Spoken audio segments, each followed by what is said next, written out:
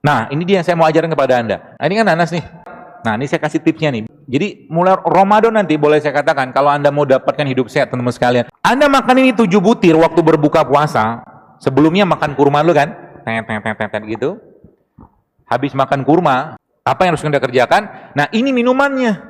Anda akan terhidrasi luar biasa nih, terhidrasi. Artinya apa? Airnya dapat, nutrisinya dapat. Tiap hari minum begini aja. Apa yang terjadi? Tubuh Anda akan kebanjiran vitamin, mineral, semua kebanjiran di sini. Atau apa lagi? Biar Anda kuat tulang-tulangnya, minum itu. Vitamin C dapat, enzim dapat, semua dapat. Jadi sahurnya gimana nanti Pak? Gampang. Sahurnya gimana? Anda minum infus kayak beginian, penyakit-penyakitnya dibuang oleh Allah Subhanahu wa taala.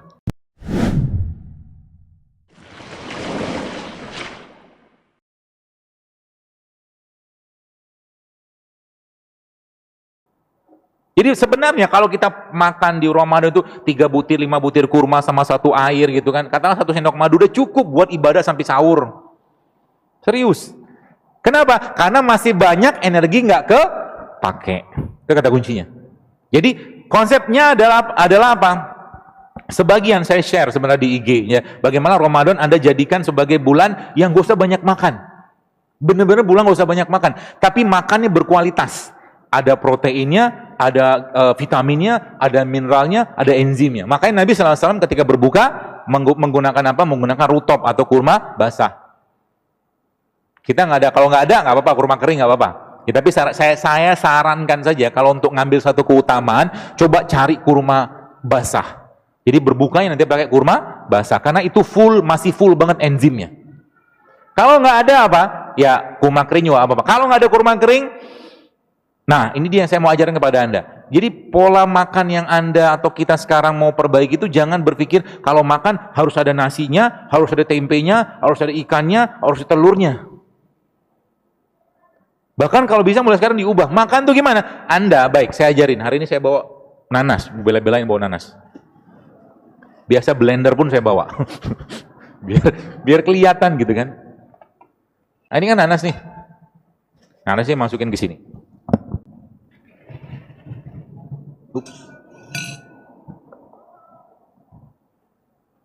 Lalu nanas ini, teman-teman sekalian, nanas ini saya kasih madu. Gak usah banyak-banyak.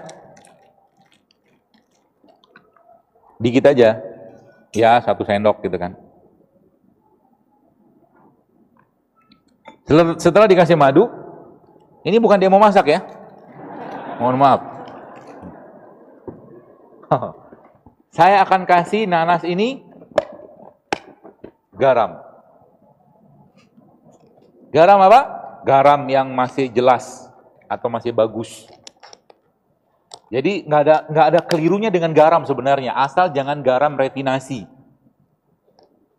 Saya barusan baca buku ini sekarang oleh dokter juga, dia katakan orang Amerika, dia cerita bahwa garam itu sebenarnya nggak ada masalahnya kalau garamnya nggak refinasi. Nah, masalahnya kayak sekarang, nasinya sudah nasi refinasi, garamnya refinasi, gulanya refinasi. Refinasi maksudnya apa? Dibuang, di bleaching, diolah gitu kan. Sehingga apa? Sisanya cuman nutrisi tertentu aja di situ. Nah, udah begini apa yang terjadi? Anda masukin garam ke sini. Aduk-aduk. Ya dirujak. Ya kan? Ceritanya begitulah. Tapi Anda makan begini, nggak usah banyak-banyak juga. Apa yang terjadi? Maka kulkas Anda lagi dibersihin. Paham ya? Kulkasnya lagi ini udah makan belum? Udah makan. Apalagi kalau Anda makan buah yang ada bijinya. Wah, mantap tuh. Contohnya apa? Manggis. Manggis tuh makan sama bijinya. Nanti kalau tumbuh gimana Pak? Kalau banyak nanti saya beli. Jadi pengusaha buah kan? Gak masuk akal pertanyaan. Sama juga dengan orang jambu biji gitu kan. Kalau makan apendik itu dari zaman purbakala sudah buntu. Nggak ada cerita sama jambu biji. Ya bukan masalah jambu biji. Terus siapa yang ngembangkan itu? Apa berita itu? Ini udah enzim. Ya. Dan yang lebih luar biasa lagi apa? Nah, ini saya kasih tipsnya nih. Biar Ramadan nanti Anda sudah mulai kurangi. Jadi mulai Ramadan nanti boleh saya katakan kalau Anda mau dapatkan hidup sehat teman-teman sekalian, maka 5 hal ini dikurangi. 5 hal ini ada stop. Mau nggak? Yakin? Makanya Sya'ban, ya kayak Rajab nih. Sekarang Rajab sama Sya'ban. Rajab, maaf. Rajab sekarang ini kita jadikan momen untuk siap-siap ke Ramadan. Makanya Nabi SAW ketika Rajab, beliau sudah mulai banyak puasanya. Bahkan Aisyah mengatakan, aku bahkan nggak tahu hari yang Nabi nggak berpuasa, karena kelihatan saben hari itu kayak berpuasa. Sampai begitu hadisnya. Ya. Apa yang perlu Anda kurangi selama Ramadan nanti? Pertama, semua produk berbasiskan tepung, stop. Semua produk berbasiskan tepung. Yang pertama itu, semua produk berbasiskan susu. Ya, hanya Ramadan saja, ya. Coba kita jadikan Ramadan itu bulan nyenengin badan kalau bahasa saya bilang. Kemudian yang ketiga apa? Semua produk yang berbasiskan minyak goreng. Kena semua kan? Makanya latihan mulai sekarang. Dan semua produk yang menggunakan gula, dan gula itu sendiri. Gula pasir ya. Udah berapa? 4 ya? Satu lagi. Masih siap? Siap. Yang terakhir, semua kurangi makan nasi putih. Insya Allah Anda tidak akan mati. Tenang aja. Ya. Ini kok hebohnya luar biasa. Biar kita nggak impor lagi nasi. Beras, maaf. Terus yang dimakan apa, Pak? Kan gitu ceritanya. Sebagian ada saya share. Kan judulnya kita butuh protein kan gitu kan? Kita butuh protein. Benar kita butuh protein, tapi tidak mesti protein hewan. Sekali-sekali kita nggak usah makan protein hewan dulu. Protein dari mana? Anda bisa dapatkan dari nabati kan gitu. Protein nabati kan banyak. Kalaulah Anda pengen makan protein. Ya. Itu. Contohnya apa? Ya kacang-kacangan. Makanya saya pernah share tapi belum di sini pasti belum. Namanya diet Abasa. Diet Abasa. Nah, ini protein. Apa ini? Nggak kelihatan kan? Ya iya jauh. Ini kacang. Kacang apa? Kacang almond. Anda makan ini 7 butir waktu berbuka puasa. Sebelumnya makan kurma lu kan? Gitu. Habis makan kurma, makan ini. Buah. Udah gitu, udah kenyang sebenarnya. Apalagi tambah dengan air. Udah kenyang. Kalau masih mau lagi, bolehlah makan kacang. Berapa banyak? 7 butir saja. Jangan happy duluan. Kan judulnya mau bongkar-bongkar badan ceritanya. 7 butirnya nggak usah banyak-banyak. Banyak pilihannya. Ya, kacang ini atau kacang walnut atau pistachio.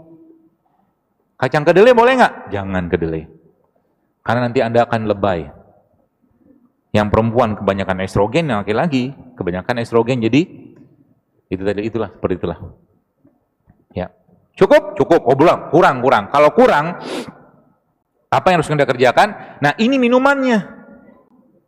Nah, ini yang tadi saya bilang itu. Kalau seandainya kan Ramadan tuh kurma berlimpah ruah gitu kan.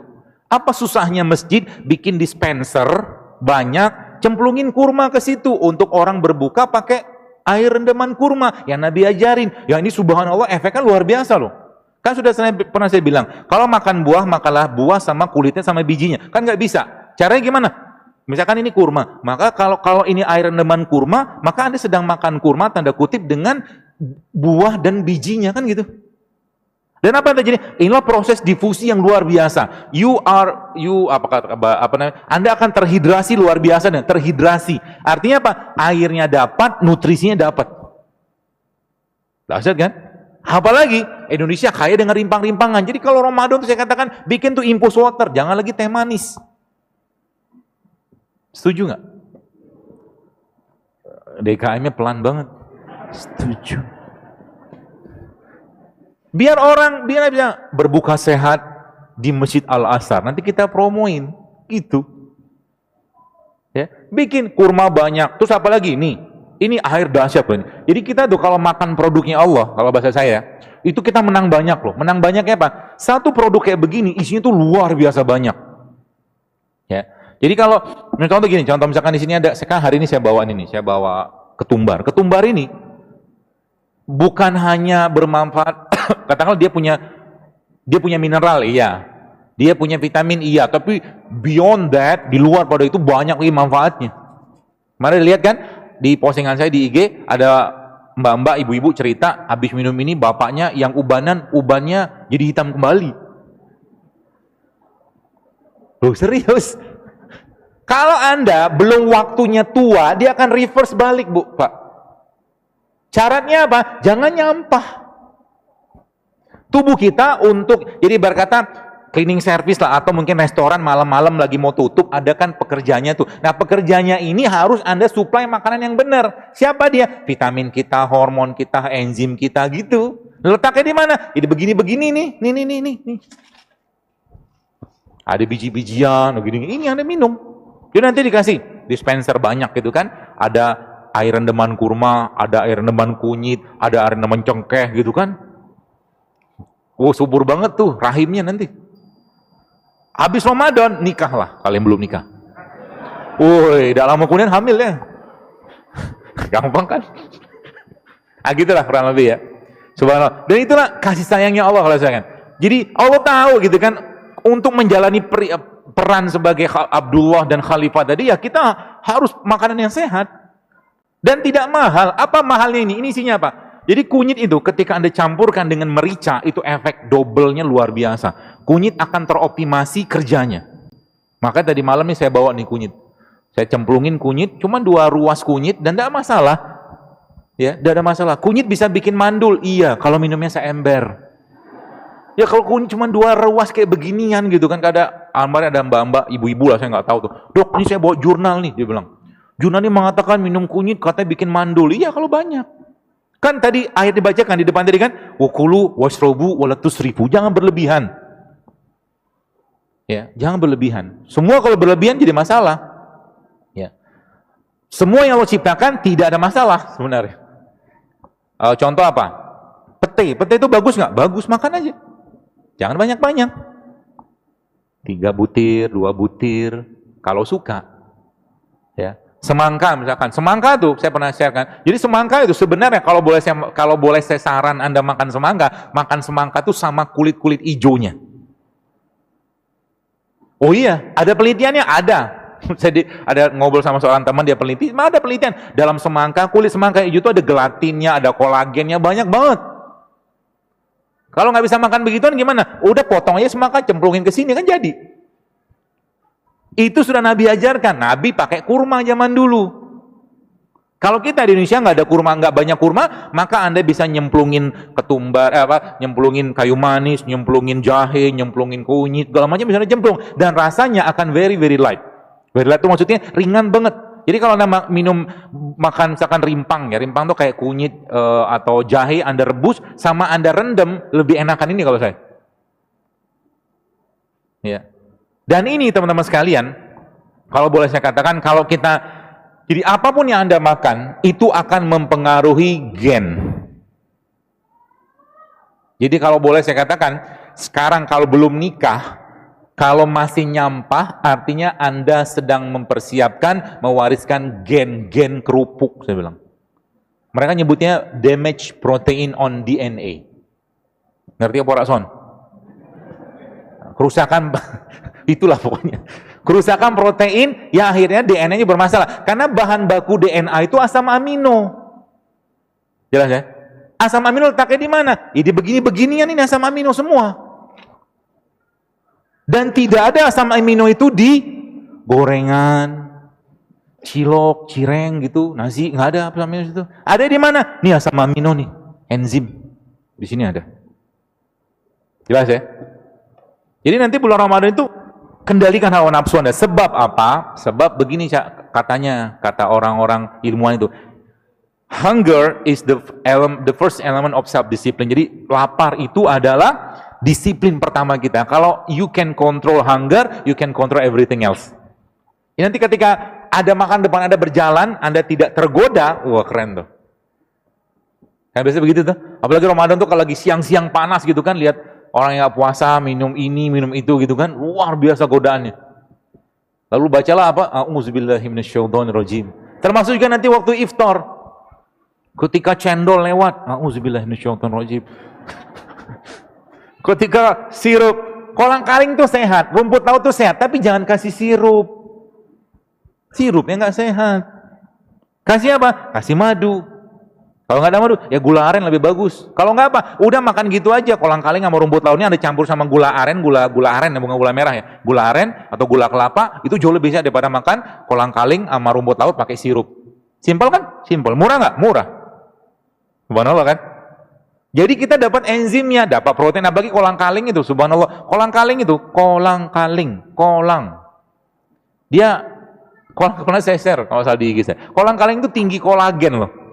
Kolagen itu fungsi apa? Elektron supplier. Rumput laut juga luar biasa, bagus. Ya. Dan itu semua ya sebenarnya ada di sekitar kita teman-teman sekalian. Tinggal kita kita optimalkan saja sebenarnya ya. Seperti itu. Nah, jadi itulah yang saya katakan obat. Bukan kita bicara tentang tubuh kita ini sebenarnya ketika Ramadan Anda ngerjakan ini, sebenarnya efeknya apa? Sehat itu cuma efek samping dari sebuah ketaatan. Keren kan? Sehat itu hanya sebuah efek samping dari sebuah ketaatan. Muslim atau mukmin harus sehat. Kalau dia melaksanakan ketaatan. 5 menit lagi. Kata panitia. Alhamdulillah. Minum dulu lah. Pembicara minum dulu.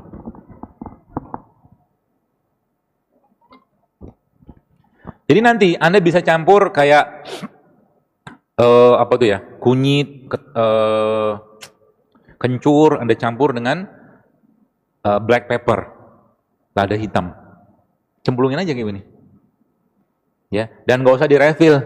Kalau sudah selesai masa usianya, buang aja. Nggak bagus kalau direfill. Termasuk juga kurma. Tiap hari minum begini aja. Apa yang terjadi? Tubuh Anda akan kebanjiran vitamin, mineral, semua kebanjiran di sini. Gitu. Kayak calon wapres yang sekarang dulu. Dia kan bawa air lemon tuh. Itu. Nggak usah dibahas. Ya. Baik, itu ya teman-teman sekalian ya. Jadi itu caranya. Jadi itu salah satu yang kita bisa aktifkan. Dan terakhir, nah ini dia nih. Nanti kalau Anda makan kurma, kan judulnya ada kurma nggak sini? Oh ada. Oh komplit. Ada kurma. Kalau Anda makan kurma, Nabi SAW biasa makan kurma dengan semangka. Kenapa? Sains ternyata menjelaskan bahwa ternyata Fa atau besi yang ada pada kurma ini itu terikat dengan sangat sempurna dan bisa meningkatkan fungsi Fa itu ketika dia ketemu sama vitamin C. Maka makanlah kurma dengan semangka atau jeruk. Kan tinggi itu vitamin C-nya. Atau apa lagi? Biar Anda kuat tulang-tulangnya, habis Anda makan kurma, Anda ngapain? Anda minum peresan jeruk nipis sama madu. Wah, you are strong man lah. Minum itu. Vitamin C dapat, enzim dapat, semua dapat. Dan perkasa luar biasa. Kenapa? Ada besi di sini. Kuat kita nanti. Dan jangan berlebihan. Termasuk ibu-ibu yang mau hamil atau sedang hamil, makan kurma boleh nggak? Boleh. Tiap hari. Tapi hanya 7 butir cukup. Nggak usah lebih. Kita masih butuh energi nggak? Masih butuh. Kita butuh protein. Protein kita dapat dari mana? Dari beliau ini. Ini minyak. Minyak apa? Ini minyak zaitun. Minyak zaitun ini barulah sains ternyata menjelaskan dia mengandung namanya MUFA. MUFA itu medium unsaturated fatty acid. Salah satu minyak terbaik yang bisa digunakan untuk meningkatkan fungsi jantung, bagi kolesterol ada pada zaitun. Sehingga nanti apa? Ketika malam mau tidur minumlah zaitun 1 sendok makan. Ketika Anda bangun ketika sahur, jadi sahurnya gimana nanti Pak? Gampang. Sahurnya gimana? Anda minum infus kayak beginian, Anda makan kurma 3 butir, minum ini 1 botol. Bagus memang sudah dibatasin ya. Biar nggak roaming. Minum ini 1 sendok makan, udah cukup buat energisnya. Habis itu ngapain? Doa banyak-banyak. Kan sahur harusnya banyak doa. Ya Allah, kuatkan aku hari untuk beribadah, kuatkan baca Quran ya. Teman-teman kemarin ada lihat postingan saya tentang Ramadan nih, kalau bisa jadikan Ramadan terbaik. Paksain diri Anda, kalau bisa 1 hari tembus 10 juz. Bisa nggak? Bisa, cuma butuh 5 jam kok. 1 juz itu kurang lebih setengah jam lah kalau Anda baca lancar. Katakanlah agak sedikit belepotan, 40 menit lah. 40 menit katakanlah kali 10 ya kurang lebih nggak ada 6 jam, 5-6 jam something lah cuman. Push yourself, sebab apa? Ibadah itu kalau nggak dipaksain sampai bila-bila masa, kata orang Malaysia bilang, nggak bakal bisa. Sampai mati pun kalau kita nggak maksain tahajud, nggak bakal bisa. Serius. Sampai kapanpun kalau kita nggak maksain sholat duha, 12 rakaat, nggak bakal bisa. Serius. Ibadah itu kudu dipaksain. Apalagi Ramadan, pahalanya luar biasa besar. Yang biasa sedekah sekarang 10.000, goceng gitu kan. Ramadan, paksain sedekah yang besar gitu kan. Apalagi kalau kita baca Al-Quran, minta sama Allah. Jadi ketika Anda baca Quran nanti, minta sama Allah, ya Allah, jika ada penyakit dalam badanku, dalam kolbuku, maka jadikan Al-Quran ini sebagai penyembuhnya. Itu janji Allah begitu. Maka, apa yang terjadi? Subhanallah, Al-Quran akan merontokkan radikal bebas kalau bahasa saya. Radikal bebas di mana? Radikal bebas di dalam kolbu kita. Radikal bebas yang ada dalam aliran darah kita. Radikal bebas yang ada pada organ-organ kita. Subhanallah kan? Maka Allah katakan apa dalam Quran? Wa nunazzilu minal Quran ma huwa syifa wa rahmatul lil mu'minin. Dan kami turunkan Al-Quran itu sebagai syifa, sebagai penyembuh. Maka kita harus amat sangat yakin bahwa Al-Quran itu memang penyembuh. Syaratnya gimana? Sama ketika Anda atau seseorang sakit. 2 menit lagi ya? Habis. 1 menit deh. Ketika Anda sakit, berobat ke dokter atau mungkin berobat ke herbalis, lalu Anda dikasih obat, katakanlah, minumlah Pak ya 3 kali 5 kapsul atau 3 kali 500 miligram, nggak sembuh, naikin dosis sama dia. Kan gitu. Maka sama juga dengan Al-Quran. Al-Quran ketika belum memberikan efek, naikkan dosisnya. Dahsyat kan? Naikkan dosis baca Al-Quran. Sampai apa? Sampai kharu sujada wa bukiya. Kita tersungkur, bersujud, menangis. Minta ampun sama Allah, maka saat itulah Allah akan mencurahkan rahmat dan ampunannya, penyakit-penyakitnya dibuang oleh Allah Subhanahu wa taala. Itu dahsyatnya bulan Ramadan. Ya, maka jangan sibuk dengan makanan bulan Ramadan. Itu kata kuncinya. Sibuk dengan ibadah aja. Banyakin zikir, mungkin yang kerja, saya katakan kalau memang sudah selesai kerjaannya ya udah baca Quran, pegang Quran. Ya. Dan kita harus komitmen untuk di Ramadan itu khususnya kita menjadi sahibul Quran. Kita menjadi temannya atau sahabatnya Quran. Gitu ya teman-teman sekalian, mudah-mudahan bermanfaat. Dan kajian-kajian saya khususnya ya, saya katakan ini bukan kajian untuk sekedar dicatat tapi dipraktekkan. Kalau cuma catat doang, besok masih nyampah lagi sama juga bohong. Gak usah datang kajiannya. Anda harus berubah. Sebab apa? Apa yang kita masukkan dalam diri kita saat ini, itu akan menjadi gen yang akan kita wariskan ke generasi depan. Ya, dan kita lihat Indonesia saat ini luar biasa besar ya. Apa boleh saya katakan? Ya boleh saya katakan peracunan tanda kutip makanan kita saat ini mengerikan luar biasa. Sehingga apa? Tandanya apa? Autoimun zaman dulu nggak banyak, sekarang berjibun, berlimpah autoimun. Penyakit-penyakit yang nggak ada 50 tahun itu sekarang muncul luar biasa. Gara-gara apa? Gara-gara orang Indonesia udah nggak kenal lagi dengan kunyit, dengan jahe, dengan ketumbar. Kenalnya dengan apa? Dengan fast food segala macam gitu-gitulah. Yuk berubah. Wallahu a'lam bishawab. Assalamualaikum warahmatullahi wabarakatuh.